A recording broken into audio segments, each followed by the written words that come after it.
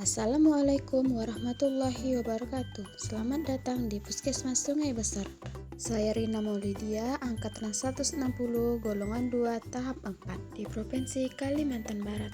Saya bekerja di Puskesmas Sungai Besar, Kabupaten Ketapang. Puskesmas Sungai Besar merupakan salah satu unit pelaksanaan teknis Dinas Kesehatan Kabupaten Ketapang yang mempunyai tugas melaksanakan kewajiban kesehatan daerah untuk mencapai tujuan pembangunan kesehatan di wilayah Sungai Besar Kabupaten Ketapang.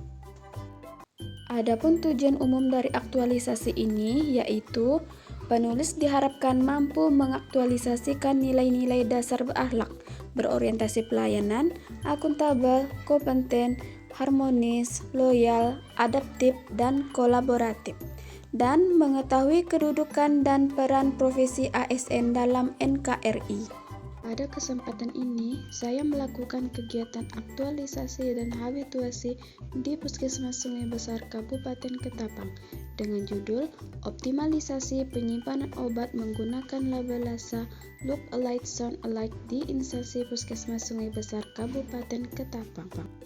Kegiatan pertama yang saya lakukan, persiapan pelaksanaan kegiatan aktualisasi. Dengan tahapan pertama, melakukan persiapan koordinasi dengan mentor dan membuat janji pertemuan untuk menyampaikan jadwal kegiatan yang dilaksanakan selama aktualisasi. Setelah menentukan waktu untuk konsultasi, saya menemui mentor sesuai jadwal yang sudah ditentukan dan melakukan konsultasi dengan mentor terkait kegiatan yang akan dilakukan. Kemudian saya menyiapkan jadwal rancangan kegiatan dan meminta persetujuan mentor mengenai jadwal kegiatan aktualisasi dengan tujuan dapat mempermudahkan saya dalam mengingat pencapaian target kegiatan pada waktu yang telah disetujui. Kegiatan kedua, mengidentifikasi obat LASA. Hal pertama yang saya lakukan, mengelompokkan obat kategori LASA untuk mempermudah kegiatan mendata daftar obat LASA. Setelah saya melakukan pengelompokan obat kategori LASA, saya melakukan pengetikan daftar nama obat dengan metode penulisan Tolman dan mengeprint hasil daftar obat LASA yang telah diketik. Kemudian saya melakukan pengecekan kembali daftar obat LASA dan menyesuaikan dengan obat LASA yang telah saya kelompokkan agar tidak ada terjadi ketidaksesuaian dengan daftar obat yang dibuat. Setelah mendapatkan daftar obat LASA, saya meminta persetujuan apoteker penanggung jawab ruang obat mengenai daftar obat LASA yang telah saya buat. Kegiatan ketiga, menyiapkan label LASA. Tahap pertama yang saya lakukan membuat desain label LASA berbentuk oval dengan latar belakang berwarna kuning dan tulisan LASA berwarna merah dengan ukuran lebar 2 cm dan tinggi 1,5 cm. Setelah mendapatkan hasil desain label LASA, di hari yang sama saya melakukan pemesanan secara online dengan mengirim desain label LASA kepada pemilik all shop melalui via WhatsApp dengan waktu pemesanan selama 5 hari. Setelah label LASA yang saya pesan sudah saya terima, saya melakukan kegiatan pemotongan label satu persatu sesuai dengan perkiraan kebutuhan obat yang ada di ruang obat dan gudang obat. Kegiatan 4, mengadakan sosialisasi kegiatan pelabelan LASA. Hal pertama yang saya lakukan, menyiapkan materi dengan berbentuk PowerPoint yang akan dibagikan pada saat pelaksanaan sosialisasi. Setelah materi sosialisasi siap, saya mengeprint materi dengan jumlah lebih dari 1 rangkap untuk dibagikan kepada peserta sosialisasi pada saat kegiatan. Kemudian saya menyiapkan undangan untuk mengundang petugas pelayanan kesehatan, khususnya undangan untuk petugas yang bersangkutan dengan pembuatan resep, yaitu poli umum, poli gigi, ruang ISPA, dan ruang KIA.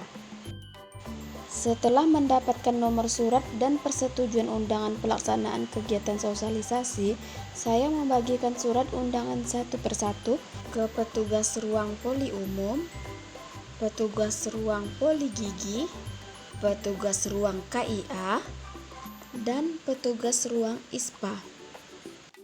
Setelah sampai pada waktu yang ditentukan pada surat undangan, saya memulai kegiatan sosialisasi di ruang obat pada hari Selasa, tanggal 4 Oktober 2022.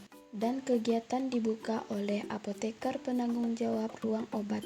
Selanjutnya, dengan saya membacakan materi dan menyampaikan maksud dan tujuan alur kegiatan pelabelan LASA, serta memperkenalkan obat-obat kategori LASA yang ada di ruang obat.